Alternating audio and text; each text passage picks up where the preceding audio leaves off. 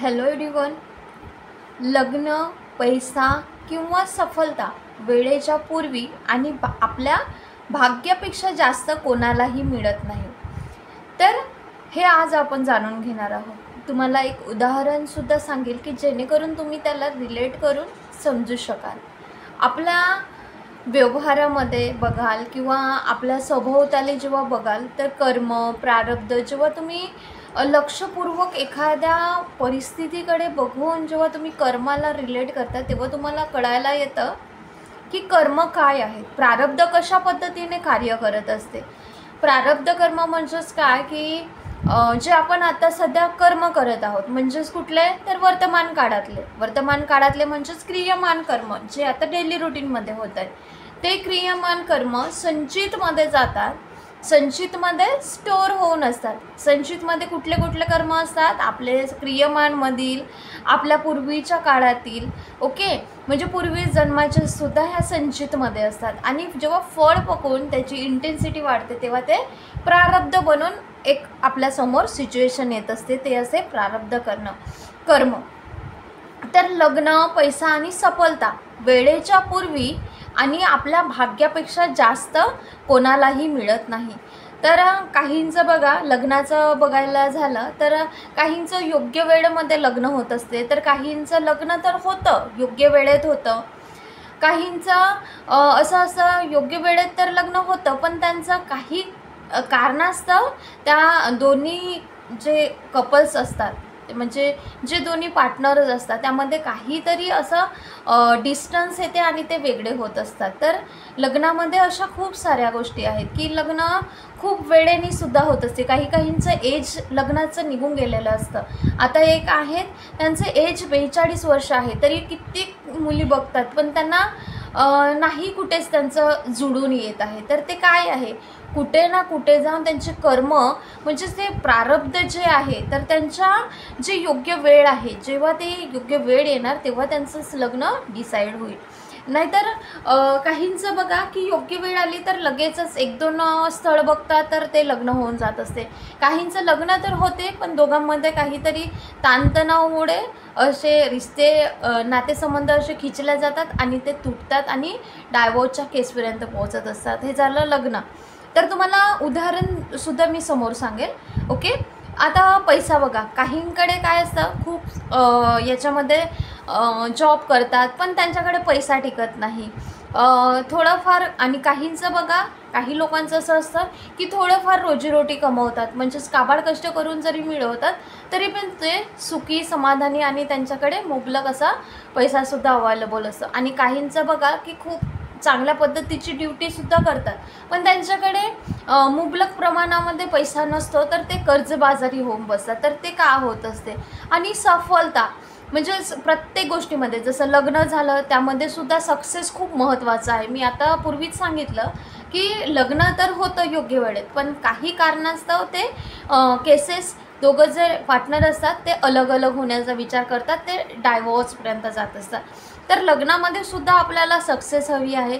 पैसा जो आहे तो पैसा आपल्याला मुबलक प्रमाणात मिळणे आणि पैसा जेव्हा मिळत असतो त्याला टिकवून ठेवणे आणि आपल्या वेळेनुसार ते खर्चसुद्धा करणे. असं नाही की आल्या पैसा पण आपण काहीही खरेदी न करता फक्त टिकवायचा असंही नाही. तर आपल्या मूलभूत गरजा तरी निभावणं झालं पाहिजे. तर त्यामध्ये पैशामध्ये सुद्धा सक्सेस हवी आहे. आणि प्रत्येक जॉब म्हणा, आपल्या लाईफचे 4 एरियाज असतात, 4 पिलर्स असतात, मनी, करिअर, हेल्थ आणि रिलेशनशिप. तर हे 4 पिलर्स जे आहेत त्यामध्ये सक्सेस खूप महत्त्वाचा आहे. मनी म्हणजेच पैसा, आरोग्य देखील बघा, ज्यांचं आरोग्य खूप छान असतं त्यांच्याकडे सुद्धा असं म्हटलं जाते की आरोग्याने ते श्रीमंत आहेत.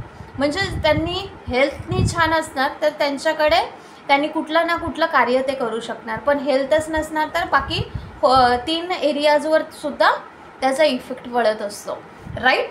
तर त्याच पद्धतीने आपण लग्न, पैसा, सफलता हे प्रत्येक गोष्ट म्हणजे मनी, करिअर, रिलेशनशिप आणि हेल्थ हे 4ही आपल्या जीवनाचे जे पिलर आहेत, आपल्या जीवनाचे जे हे भाग आहेत तर ते 4ही एरियामध्ये आपल्याला सफलता हवी आहे. तर ते कधी होत असते तर वेळेच्या पूर्वी आणि आपल्या भाग्यापेक्षा जास्त कोणालाही मिळत नाही, कारण हा परमपिता परमेश्वरात आपण जे काही कार्य केलेले आहे त्यावर कोणाची नजर आहे? परमपिता परमेश्वरची, डिवाइन पॉवरची. तर आपल्या कर्मानुसार ते कुठे जात असते? संचित म्हणे. आणि जेव्हा इंटेन्सिटी वाढते त्याची, तर एक प्रारब्ध म्हणून आपल्या समोर येत असते. तुम्ही बघाल की काहींचं असं असतं, काही लोक बघितले असतात, काही स्टुडंट बघितले असतात, अगदी थोडीफार मेहनत घेत असतात, पण त्यांच्या भाग्यामध्ये ऑलरेडी त्यांचं प्रारब्ध इतकं चांगलं असते की अगदी थोडीफार मेहनत करतात आणि त्यांना सक्सेस अगदी लवकर मिळत असते. आणि काही लोकांचं सुद्धा, काही स्टुडंटचं बघाल तुम्ही, तर ते काय करत असतात? मेहनत खूप अपार करतात, परिश्रम घेतात, अभ्यास करतात, पण कुठे ना कुठे ते 1-2 मार्क्सनी ते मागे पडतात. तर ते सफल आहेत का? तर म्हणून आपल्या जीवनाचे जे 4 पिलर आहेत, मनी, हेल्थ, रिलेशनशिप आणि करिअर, हे 4 जे एरिया आहेत त्यामध्ये आपल्याला खूप सफलता पाहिजे. तर ते कधी मिळणार? तर वेळेच्या पूर्वी आणि भाग्यापेक्षा जास्त कोणालाही मिळत नाही. जेव्हा आपल्या नशिबामध्ये असते ते वेळ असते, जी योग्य वेळ येते तेव्हाच ते मिळत असते. तर तुम्हाला एका उदाहरणावरून सांगेल की लग्नसुद्धा त्यामध्येच सांगेल, त्याच उदाहरणामध्ये पैसासुद्धा एकाच व्यक्तीच्या संबंधित हे इतकंही रिलेटेड आहे, तुम्ही त्याला रिलेट करून बघू शकाल, राईट. तर आमच्या एरियामध्ये एक व्यक्ती आहेत, ते आमच्याच म्हणजेच एरिया म्हणजेच काय, वार्डमध्ये एक दादा आहे, त्यांचं सांगते अगोदर. तर त्यांचं काय झालं की योग्य वयात तर त्यांचं लग्न झालं, त्यांनी मुली 4-5 बघितल्या, त्यांनी लग्न फिक्स झालं, लग्नसुद्धा झालं. लग्नानंतर लग्न झालं, घरचे लोक खूप हॅपी होते की जस्ट आता बाकी सगळं सेटल होईल. पण ते तसं म्हणजे तसं सगळं सेटल न होता वेगळीच एक वळण घेते. तर हे का होत असते? कारण कुठे ना कुठे ते मागील जन्माचे कर्म राहिले असेल किंवा ते आताच्या याच्यातले कर्म राहिले असेल, तर ते कुठे होते? संचितमध्ये स्टोअर होते आणि एक इंटेन्सिटी म्हणून, प्रारब्ध म्हणून एक समोर येत असते. तर याच्यामध्ये आम्ही जेव्हापर्यंत त्यांना बघितलं तर त्यांचा प्रत्येकासोबतचा व्यवहार हा छान होता, प्रत्येक व्यक्तींसोबत ते प्रेमाने राहायचे. मग असं काय झालं की जेव्हा त्यांनी लग्न करण्याचा निर्णय घेतला, मुली बघितल्या, घरच्यांनी त्यांचं रीतिरिवाजाप्रमाणे लग्न करून दिलं, मुलगीसुद्धा हॅपी होती, तीसुद्धा 15-20 दिवस छान राहिले लग्नानंतर. त्यानंतर त्या मुलीने 1 महिना लग्न करून राहिल्यानंतर 1 महिन्यानी ती मुलगी म्हणते की मी इथे खुश नाही आहे, मला वेगळं व्हायचं आहे. तर इथून त्या दादाच्या लाईफमध्ये इतकं वळण घेते की तो डिप्रेशनमध्ये जाते. म्हणजेच बघा की कर्म, आत्ताचे क्रियमान कर्म तर ठीक, त्याचे चांगले चालू होते, मग असं काय झालं की त्याला आपल्या भाग्यामध्ये त्याला ते मिळालं नाही. तर म्हणून म्हटलं जाते की वेळेच्या पूर्वी आणि भाग्यापेक्षाही कुणाला जास्त कधीच कुणाला मिळत नाही. तर काय झालं, लग्न झालं, ती मुलगी राहिली 1 महिना छान पद्धतीने, त्यांनी 15-20 दिवस छान राहिले. त्यानंतर तिचं चालू झालं की मला इथे राहायचं नाही आहे, मी इथे खुश नाही आहे, मी इथे राहू शकत नाही. तर ती कशीबशी 1 महिना तिथे त्या दादासोबत ती काढली. आणि प्रत्येक जेव्हा ते वार्डमध्ये दादा राहायचे तर प्रत्येक लोकांशी त्यांचा व्यवहार खूप चांगला होता. तर मग त्याचा पत्नीसोबतचा व्यवहार नव्हता का असा विचार यायचा, पण कुठे ना कुठे त्याच्या नशिबामध्ये ती गोष्ट होती. तर ती वेगळी झाली, त्यानंतर तिला माहेरी नेऊन सोडण्यात आलं त्या दादानी. तिथेसुद्धा तिला रिक्वेस्ट केली की तुला काय म्हणणं आहे ते तरी सांग, पण तिचं तयारच नव्हती की मी इथे खुश नाही आहे, मला इथे राहायचं नाही आहे. तर मग ते दोघे अलग झाले. त्यानंतर तो डिप्रेशनमध्ये दादा चालला गेला की मी इतकं सगळं चांगलं असतानासुद्धा काही कारण न देता ते वेगळी कशी काय होऊ शकली माझ्यामध्ये, असं त्यांनी ॲटो चालक, म्हणजेच ॲटो चालक आहेत ते, होते. आणि त्यानंतर ते म्हणाले की ॲटोचं ठीक चालू आहे आणि शेतीचं पण आहे, आईवडीलसुद्धा पैसा देत आहे, मग इथे कुठे कमतरता लागत आहे. पण तिला तिथे राहायचंच नव्हतं, मग ती चालली गेली. त्यानंतर तो व्यक्ती जो आहे तो दादा एकदम टेन्शनमध्ये, 2 वर्ष त्याने एकदम टेन्शनमध्ये काढले. त्याचा जो ॲटो होता, ॲटो चालवायचा, तर ॲटोकडे तो लक्ष नाही द्यायचा आणि पाहिजे तसा पुरेसा पैसा त्यामधून ॲटोमधून त्याला रिटर्नमध्ये मिळत नव्हता. तर जेव्हा रिलेशनशिप त्याची डिस्टर्ब झाली तर ते कुठे जाऊन इफेक्ट पडला मनीवर. म्हणजे जे त्याचं जे करिअर होतं ॲटो चालवायचा तो, तर त्याकडे त्याचं दुर्लक्ष व्हायचं. जिथे बसला तिथेच बसून राहायचं. किंवा जेव्हा ते ॲटोमध्ये लोक यायचे तर दुसऱ्यांना सीट देऊन द्यायचं की तुम्ही घेऊन जा, मला शांत बसायचं आहे, तुम्ही ह्या सीट घेऊन जा म्हणून दुसऱ्या ॲटो चालकाला द्यायचं. तर मनीवर सुद्धा इफेक्ट पडला. म्हणजेच रिलेशनशिप डिस्टर्ब झाल्यानंतर त्याच्या करिअरवर, पैशावर डिफरन्स पडला आणि त्यानंतर शेतीकडे सुद्धा दुर्लक्ष होऊ लागलं. त्यानंतर 2 वर्षानंतर नातेवाईकांच्या एका लग्न समारंभामध्ये ह्या दादाला घेऊन जाण्यात आलं. तिथे मग काही जे वयस्कर मंडळी असतात तिथे समजवलं की झालं ते झालं, आता तू यातून, हे डिप्रेशनचा जो काळ आहे यातून तू बाहेर पड, तुझ्या करिअरकडे लक्ष दे, दुसरं लग्न होतं आहे का ते बघ. कारण तिकडे जाऊन ती सेटल झाली, तिने दुसरं लग्नसुद्धा करून घेतलं होतं.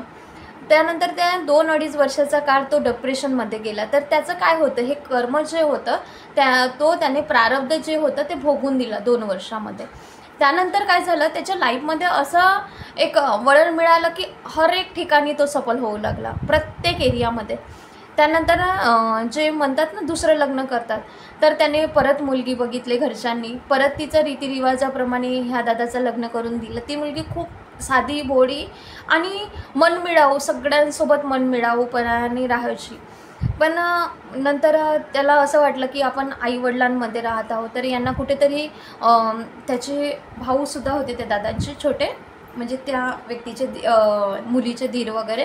तर हिला कुठेतरी कम्फर्टेबल फील होत नाही आहे आणि कम्फर्ट होत आहे, म्हणून त्यांनी मग एक किरायाची रूम केली आणि इथे ते दोघेही राहू लागले. त्यानंतर थोडंफारच दूरवर त्यांनी किरायाची रूम केली की आई वडील येऊ जाऊ शकतील. मग सर्वच परिवार यांच्याकडे येत जात असायचं, हॅपीमध्ये राहायचे. त्याची रिलेशनशिप आत्ता इतकी मस्त चालू आहे की खूप छान रिलेशनशिपमध्ये तो सक्सेस झाला. 2 मुली आहे त्याला. कारण त्याचं जो पहिलं होतं त्याचं कुठे ना कुठे मागील जन्माचं असेल किंवा ह्या जन्माचं असेल, तर ते जे प्रारब्ध होतं त्याने भोगून दिलं. त्यानंतर त्याने दुसरं लग्न केलं, रिलेशनशिप सक्सेस झाली, 2 मुली आहेत. आणि त्यानंतर त्याने ॲटोचा जो होता तो जो चालवायचा त्या ॲटोला विकून त्याने एक शेतीतून जे काही त्याच्या आईवडिलाला पैसा आला त्याने तिथे पैसे ॲड करून एक ट्रक त्याने विकत घेतला. त्यानंतर ट्रकवर काम करू लागला. तर आता बघायचं झालं तर तो ट्रक याच्यामध्ये इतकं सफल त्याला सक्सेस मिळाली, इतकं मनी, की त्याच्या घरासमोर आता त्याने स्वतःचं घरसुद्धा बांधलं, सर्व काही. आणि आता एकदम हॅपीली ते खुश आहेत. तर त्यांचं जे भाग्य, म्हणजेच जेव्हा त्याची योग्य वेळ नव्हती तेव्हा त्याचं लग्न झालं आणि ते एकाच महिन्यामध्ये वेगवेगळे झाले आणि तो प्रारब्ध म्हणून डिप्रेशनमध्ये राहिला आणि प्रारब्धाचे भोग त्याने भोगून दिले. त्यानंतर त्याने दुसरं लग्न केलं, 2 मुली झाल्या. आता त्याने स्वतःचं एक 2 BHK फ्लॅट जे असतं ते विकत घेतलं. एक गावाकडे सुद्धा एक स्वतःचं घर घेतलं. आणि आता गावाकडे जेव्हा राहतो तर तिथे त्याच्या स्वतःच्या 6 गाड्या त्याने स्वतःच्या कमाईने ते घेतलं. आणि आईवडिलांना, आपल्या भाऊ बहिणीला सुद्धा इतकं म्हणजेच मजेशीर ठेवत आहे. आणि त्याची जी पत्नी आहे ती सर्वांच्या फॅमिलीमध्ये मनमिळावूपणाने राहत आहे. इतकंच की फक्त ते थोडं अगोदर किरायाने राहिल्या आणि आता ते स्वतःच्याच त्याच्यामध्ये राहत आहेत. म्हणजेच बघा की जेव्हा त्याने लग्न केलं तर एका महिन्यामध्ये ती पत्नी चालली गेली, ते दोघं वेगळे झाले. त्यानंतर त्याने डिप्रेशनचा काळ काढला. जे ॲटो चालवत होतं तो विकून टाकला आणि त्यानंतर ते आईचे वडिलाचे पैसे शेतीचे जमा करून त्याने एक ट्रक घेतली. आणि त्या एक ट्रकच्या भरोशावर त्यांनी, शेतीच्या भरोशावर त्याच्या घरासमोर आता 6 गाड्या जे ट्रक्स असतात त्या घेतल्या. आणि तो प्रत्येक याच्यामध्ये, म्हणजेच त्याचं करिअर, जशी त्याची रिलेशनशिप छान झाली तसं करिअर त्याच्या लाईफमध्ये आलं. सफलता त्याला हेल्थचं पण छान आहे, करिअर सेट झाला. म्हणजेच काय, लाईफचे 4ही एरिया त्याचे बॅलन्स झाले, करिअर, मनी, हेल्थ आणि रिलेशनशिप. तर आता तो परिपूर्णरित्या सक्सेस झाला.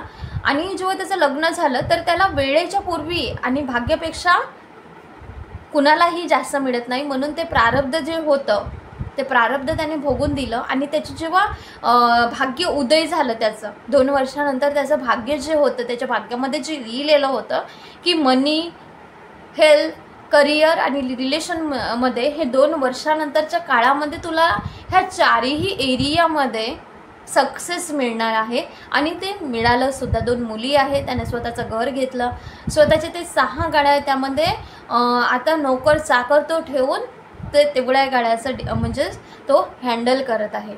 तर बघा, तो डिप्रेशनचा काळ म्हणजेच एक रिलेशनशिप त्याची अगोदरची डिस्टर्ब झाल्यामुळे त्याच्या पैशावर परिणाम झाला, म्हणजेच तो ॲटो चालवायचा नाही बरोबर. त्यानंतर हेल्थवर म्हणजेच त्याने डिप्रेशनमध्ये राहिलं. करिअर तर सेटच नाही झालं होतं.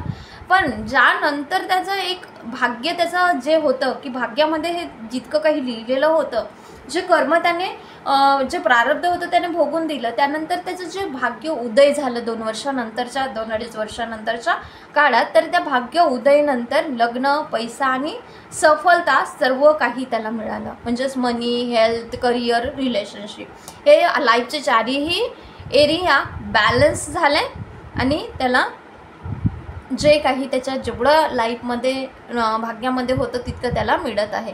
म्हणून म्हटलं जाते की वेळेच्या पूर्वी जेव्हा तो लग्न केला तर त्याची योग्य वेळ यायची होती, म्हणून ते बाकीचं जे काही होतं पहिल्या लग्नाचं डिस्टन्स आलं. म्हणून म्हटलं जाते की वेळेच्या पूर्वी आणि भाग्यापेक्षा जास्त म्हणजेच आपल्या नशिबाच्या पेक्षाही जास्त कोणालाही मिळत नाही. कारण हा सृष्टीचा नियम आहे, हा जो आहे जीवनाचा कालचक्रव्यूह आहे. जसे आपले मागील जन्माचे कर्म असेल किंवा आताच्या जन्माचे, जर कोणी जर म्हणत असेल की आता आम्ही कशाला कर्म करायचं, आपलं तर सगळं काही छानच आहे, पण आता जर तुम्ही चांगलं कर्म करत असाल तर तुमचं भविष्य समोर जाऊन चांगलं बनेल. कारण काय आहे, कर्म तुम्ही कराल तर संचितमध्ये ते स्टोर राहते आणि प्रारब्ध बनून ते आपल्यासमोर येत असते. ओके, तर हा क्रियमान कर्म छान करत होता, पण कुठे ना कुठे त्याचं संचितमध्ये कुठल्या ना कुठल्या जन्मातलं किंवा कधी ना कधीचं ते स्टोर असल्यामुळे त्याला एक प्रारब्ध म्हणून समोर आलं. त्याने ते 2 वर्ष डिप्रेशनमध्ये सर्वच याच्यामध्ये लोमध्ये जाऊन त्याने ते भोगून दिलं. त्यानंतर त्याने एक लाईफच्या वळणाला त्याचं जसं भाग्य उदय झालं, जेव्हा त्याची योग्य वेळ आली, त्याच्या भाग्यामध्ये जितकं होतं तितकं त्याला मिळतही आहे आणि प्रत्येक याच्यामध्ये तो सक्सेस झाला. म्हणजेच त्याची रिलेशनशिप, भाऊ बहीण, आपले लाईफ पार्टनर, आई वडील प्रत्येक लोकांसोबत छान आहे. आपल्या फ्रेंड सर्कल्समध्ये असं कुठेही नाही आहे की याच्यासोबत काही त्याचा व्यवहार इतका सुंदर आणि फक्त असं वाटायचं की इतकं असं छान असतानासुद्धा याची लाईफमध्ये ही पहिली पार्टनर का अशी आली असेल, तर कारण त्याचं काही ना काही संचितमध्ये स्टोर होतं, ते प्रारब्ध बनून आलं आणि प्रारब्ध बनून आल्यानंतर त्याने ते काळ भोगला आणि त्याच्या नशिबामध्ये जे होतं ते त्याला आता मिळत आहे. म्हणून म्हटलं जाते लग्न असेल, पैसा असेल, सफलता असेल, रिलेशनशिप, करिअर काहीही असेल, वेळेच्या पूर्वी आणि भाग्यापेक्षाही जास्त कोणालाच मिळत नाही. तर जेव्हा योग्य वेळ येते तेव्हा आपोआप सर्व काही छान होत असते. त्यासाठी कर्म आपले चांगले करा. आता हे जे कर्म चांगले कराल, तुम्ही क्रियमान कर्म चांगले कराल, ते संचितमध्ये स्टोर होऊन चांगले राहणार आणि एक प्रारब्ध म्हणून एक आपल्याकडे चांगल्या पद्धतीने म्हणजे समोर येईल ते सिच्युएशन. त्याचं कुठे ना कुठे तरी जाऊन ते कुठे ना कधीचं ते प्रारब्ध असेल ते इंटेन्सिटी त्याची वाढली आणि एक प्रारब्ध बनून उभं राहिलं. पण त्याचे क्रियमान कर्म चांगले असल्याने त्याचं आता सर्व काही त्याचं जे भाग्य उदय आहे ते भाग्य उदय झाल्यानंतर त्याच्या लाईफमध्ये करिअर सेट झालं, मनी, रिलेशन, सफलता सर्व काही आलं. म्हणून क्रियमान कर्म छान करा, ते संचितमध्ये स्टोर राहतील आणि प्रारब्ध बनून येतील. तर जे काही, कारण हे पहिलेपासूनच तय असते, कारण त्याने स्वतःच्या हाताने तर काही केलेलं नाही. हे परमपिता परमेश्वर अगोदर ह्या सृष्टीचा नियमच आहे. आणि तुम्हाला एक सांगायचं म्हणजे जे आपले कर्म असतात, प्रारब्ध असते, प्रारब्ध पहिलेच बनून असते. आपण फक्त एक जेव्हा ह्या पृथ्वी तलावावरून जातो तर एक शरीर सोडून जातो, आत्मा ही काय असते, अमर असते. तर जेव्हा ती एनर्जी स्वरूपात आपण जेव्हा चाललं जात असते तर ते प्रारब्ध जसंच्या तसं असते. फक्त एक एनर्जी जी आहे, एक सोल जे आहे ते एक फक्त शरीरधारक करून ह्या पृथ्वी तलावर ते सोल पर्पज कंप्लीट करायसाठी येत असतात. कळलं? तर अशा पद्धतीने लग्न, पैसा किंवा सफलता वेळेच्या पूर्वी आणि भाग्यापेक्षा जास्त कोणालाही कधीच मिळत नाही. तर त्यालासुद्धा जे त्याचं भाग्य उदय झाल्यानंतर जे मिळायला पाहिजे होतं ते मिळालं, आणि जे वेळेच्या पूर्वी त्याला जे त्याच्या लाईफमध्ये स्ट्रगल होता ते त्याने भोगून दिलं. ओके. तर म्हणून म्हटलं जाते लग्न, पैसा किंवा सफलता वेळेच्या पूर्वी आणि भाग्यापेक्षा जास्त कोणालाही मिळत नाही. तुम्ही या उदाहरणावरून सहज रिलेट करू शकले असणार, आणि अशाच पद्धतीचे तुम्ही तुमच्या व्यवहारामध्ये, तुमच्या वार्डमध्ये किंवा तुमच्या आजूबाजूच्या परिसरामध्ये असे काही रिलेट तुम्ही करू शकत असणार उदाहरण, तर तुम्ही नक्कीच कमेंट बॉक्समध्ये सांगा. ही रियालिटी आहे. आमच्या वार्डमधील जे दादा आहेत, ही दादाची त्या स्टोरी सांगितलीत की तुम्ही यावर बघू शकाल की कशा पद्धतीने हे कर्म, प्रारब्ध आपल्याला, कारण हे कर्म, प्रारब्ध, संचित कर्म काय, क्रियमान कर्म काय आहे, हे आपल्याला स्कूलमध्ये जे शिकवल्या जात नाही. हे कर्म किंवा असे कर्म करायला पाहिजे, तसे कर्म करायला पाहिजे. तर त्यासाठीच आपल्याला सभोवताली काय घडत आहे जेव्हा आपण लक्षपूर्वक ऐकतो, तर त्यातून आपल्याला एक बोध मिळतो की आपल्याला काय शिकायला पाहिजे. राईट. म्हणून आपल्याला चांगलेच कर्म करायचं आहे, म्हणजे समोर जाऊन ते चांगलं प्रारब्ध बनवून आपल्या लाईफमध्ये येत असते. आणि पहिलेपासूनच ह्या डिवाईन पॉवरचा म्हणजेच परमपिता परमेश्वराचा प्रत्येकावर CCTV फुटेजनी, म्हणजे जे CCTV कॅमेरा जो परमपिता परमात्म्याचा आहे प्रत्येकावर नजर असते.